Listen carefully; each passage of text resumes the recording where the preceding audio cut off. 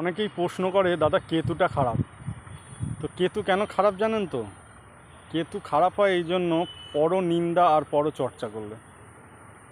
তো যত আপনি পরনিন্দা করবেন তত আপনার কেতু খারাপ হবে। আর কেতু খুব খারাপ গ্রহ। যদি একবার খারাপের দিকে যায় না, আপনার শরীরের নাভির নিচের দিক থেকে বিভিন্ন রোগের প্রকোপ আসবে। মানে হাড়ের ক্ষয় হবে, যাবতীয় অনেক কিছু, অর্শ হতে পারে। তো আপনি তার থেকে বেরিয়ে আসার উপায় হচ্ছে প্রথমেই পরচর্চা বাদ দিয়ে দিন, কাউকে নিয়ে সমালোচনা করবেন না।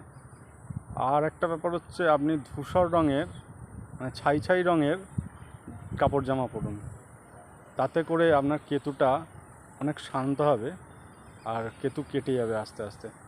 আর পারলে আমার চ্যানেলটি সাবস্ক্রাইব করবেন পরবর্তী ভিডিওগুলো পাওয়ার জন্য।